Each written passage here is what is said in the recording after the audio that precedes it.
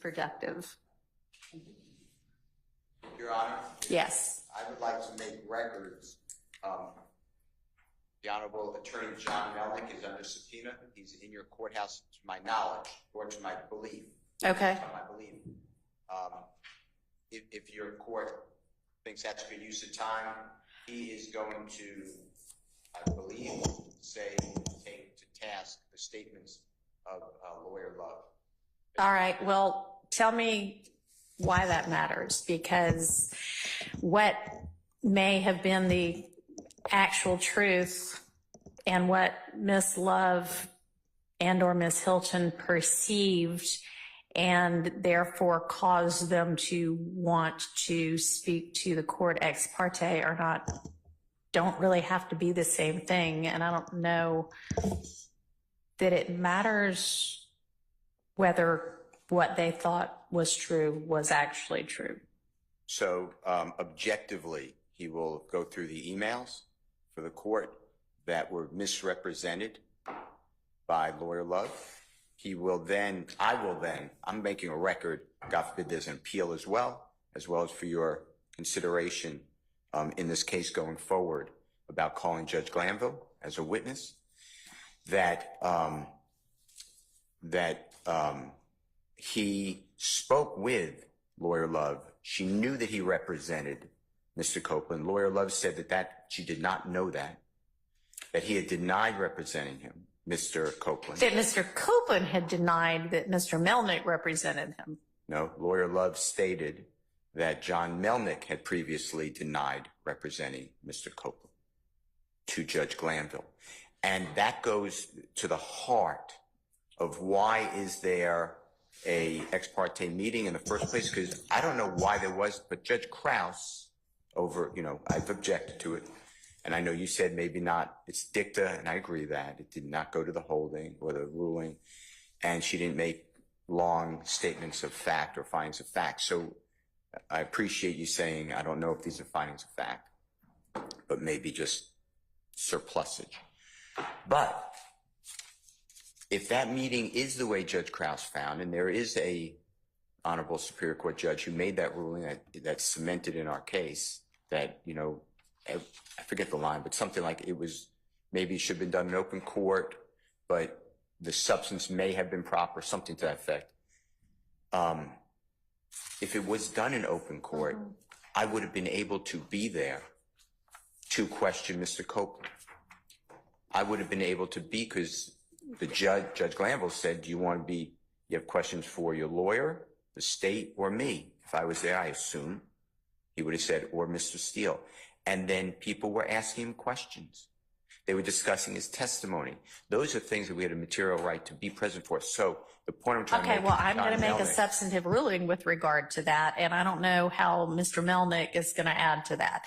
I mean, it is clear to me from reading that June 7th transcript that the questions they had about whether Mr. Melnick represented Mr. Copeland were not, is he literally counsel for Mr. Copeland right now?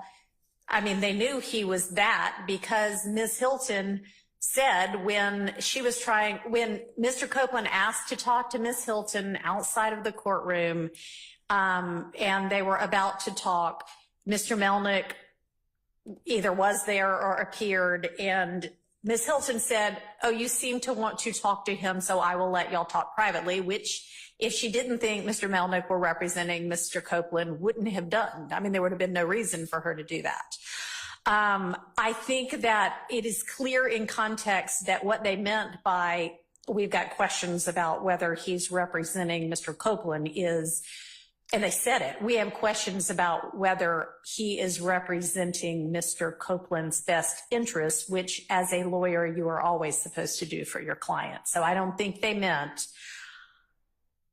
literally, has he entered an appearance for Mr. Copeland, or has he represented to us and to the outside world that he is counsel for Mr. Copeland? It was, is he really acting in the best interest of Mr. Copeland? That's what they said they wanted to research and then meet with, or potentially meet with Judge Glanville about. On the 10th, Lawyer Love said John Melnick, the Honorable John Melnick, stated that he was not representing Mr. Copeland. And Mr. Melnick said that is just a flat-out misrepresentation of conversation. Okay, well. So I just want to get the record straight, because Georgia law, and I gave you these cases in a footnote. Georgia law right now, and I know I'm very familiar with this Honorable Court's very in-depth knowledge of the law. So right now, it's if the court finds, this court finds, or an appellate court, that Mr. Williams et al. Had a right to be present, that's at a critical stage of proceeding, it's over. The case, no one looks at prejudice. But the two cases that came out in April, one of them may have been in January, but I cited them in the footnote of my motion to just educate the court. Well, if it's there, I could give it to him, but yes, it's that's there. fine, I'll jot it down. But the Georgia courts are saying that is the law now, but we are interested in whether that is wrong. Okay. And we need to show prejudice. Okay. With regard to, like federal. give me the cases in what? Step back. Okay.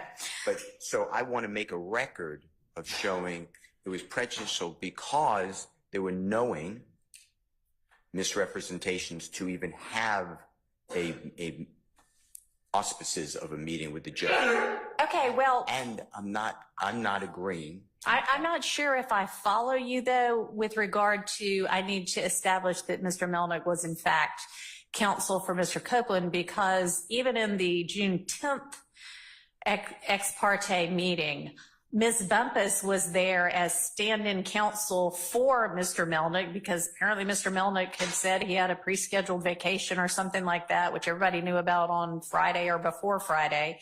And they were saying, you know, how can he actually be representing him, i.e. the best interest, if he's off on vacation when this critically important thing for Mr. Copeland is going on. But here's his standing counsel, Ms. Bumpus. So they understood that technically, at least, Mr. Melnick was representing Mr. Copeland. So, I mean, that's, I can take judicial notice of that to the extent I need to. I'm inarticulate then, because Mr. Melnick, I believe, is going to have testimony before your court for you to judge credibility. Okay. That what was said out of the mouth of the two prosecutors, Hilton, Love, are not true. There's no emails to back up what Love says. Ms. Hilton, there's not this Mr. Copeland, I need to speak with the DA. Those things have been unrebutted. They're just being said. And my point is, without that, then why are you questioning another lawyer's ethical duties? What gives you the right to say that to the judge? And then the courts need to know that's not true. All right.